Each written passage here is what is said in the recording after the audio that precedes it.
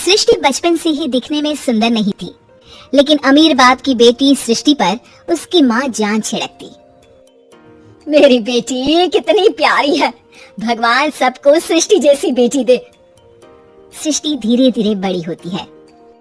एक दिन सृष्टि की सहेली कहती है, तू दिखने में कितनी अजीब सी है, लेकिन मैं जानती हूँ हम सब में सबसे अच्छी शादी तो तेरी ही होगी। तेरे पापा अमीर जो हैं। और बता नहीं सकते यार, दहेज तो हर कोई देता है, ये क्या ज्यादा ले जाएगी अपने पति के लिए? अरे बड़े शहर में कोठी है इसके पापा की।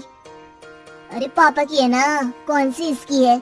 इसकी होती तब तो कोई भी लड़का इससे शादी कर लेता। अरे पापा की मतलब पापा की है तो मेरी ही है ना?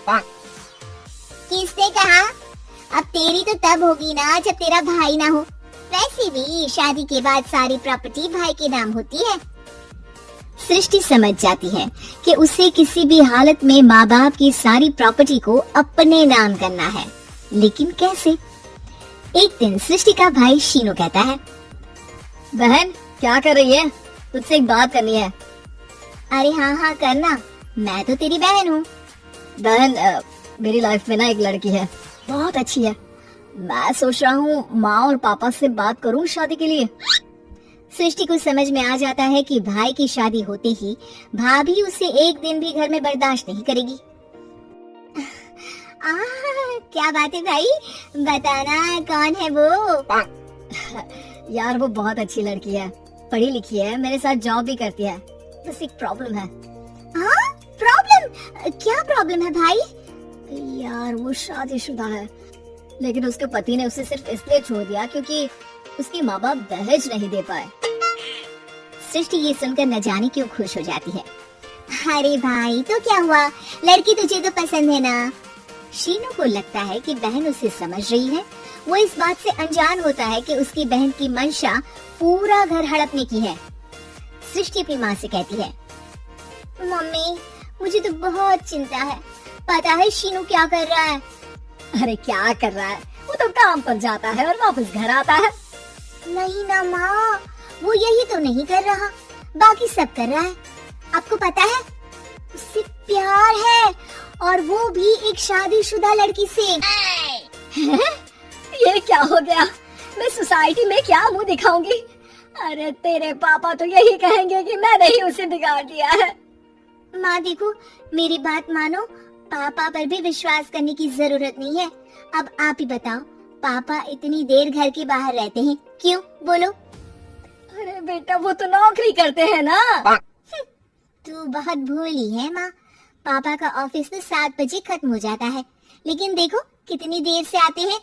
अरे नहीं नहीं बेटा, ऐसी कोई बात नहीं है।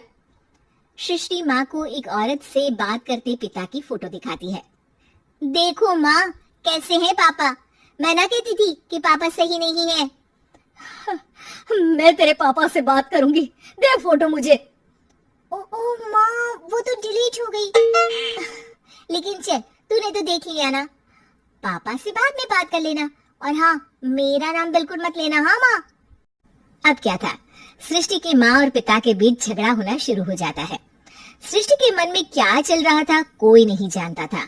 एक दिन, माँ सृष्टि के लिए एक लड़का देखा है, वो लोग शाम को उसे देखने आने वाले हैं।